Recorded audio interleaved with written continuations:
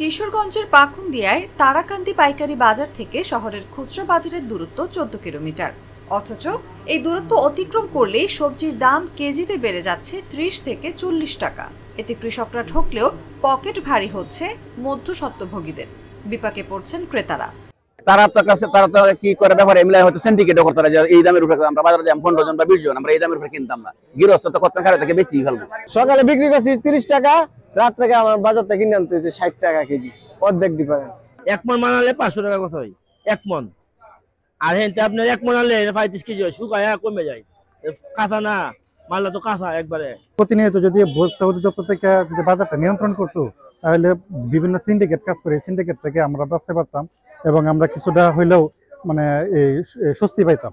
এই অবস্থায় নিয়মিত বাজার মনিটরিং এর দাবি জানিয়েছেন সংশ্লিষ্টরা। সরেজমিনে দেখা গেছে জেলা সদরের বড় বাজার সহ আশেপাশে পাইকারি ও খুচরা বাজারগুলোতে উঠতে শুরু করেছে শীতকালীন নানান শাকসবজি। দেশের বিভিন্ন প্রান্ত থেকে এলেও বাজারগুলোতে বেশিরভাগ সবজির যোগান আসে তারাকান্দি ও বাজিতপুরের পিরিজপুর থেকে। তবে বাজারগুলোতে কৃষি বিপণন অধিদপ্তরের টানিয়ে রাখা মূল্য তালিকা অনুযায়ী বিক্রি হচ্ছে না বেশিরভাগ সবজি। আমাদের পরিবহন বিভিন্ন কস্ট সহ যদি আমরা একই পণ্য ৩০-৪০ টাকা কমে বিক্রি করতে পারতেছি, তারা পাইকারি বাজারে এর থেকে আরো ৩০-৪০ টাকা বেশি বিক্রি করতেছে এবং খুচরা বাজারে আরো ৩০ টাকা বেশি হয়ে যাচ্ছে। কিশোরগঞ্জ কৃষি বিপণন অধিদপ্তরের সিনিয়র কৃষি বিপণন কর্মকর্তা আবু সালেহ হাসান সারওয়ার তিনি বলেন, খুচরা বিক্রেতা কোনো জিনিস যদি ৫০ টাকা কিনে, তাহলে আমাদের কৃষি বিপণন আইনে খুচরা বিক্রেতার জন্য সর্বোচ্চ 30% মুনাফা কিন্তু যোগ করার বিধান রাখা আছে। জাতীয় ভোক্তা অধিকার সংরক্ষণ অধিদপ্তর কিশোরগঞ্জ অফিসের সহকারী পরিচালক হৃদয় রঞ্জন বণিক বলেন, এটা আমরা তদারকির আওতায় নিয়ে আসছি এবং প্রতিনিয়ত আমাদের মনিটরিং অভিযান চলমান আছে।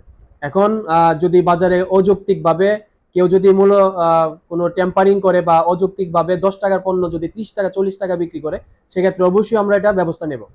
কিশোরগঞ্জ কৃষি সম্প্রসারণ অধিদপ্তরের উপপরিচালক আবুল কালাম আজাদ জাগো নিউজকে বলেন, হাত বদলের কারণে যেটা হয় যে কৃষকের পর্যায়ের দাম কম থাকে, আবার ভোক্তা পর্যায়ের দাম বেশি থাকে।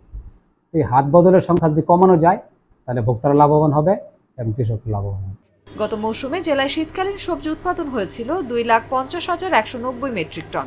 এবার 5,000 মেট্রিক টন বাড়িয়ে লক্ষ্যমাত্রা নির্ধারণ করা হয়েছে 2,55,190 মেট্রিক টন।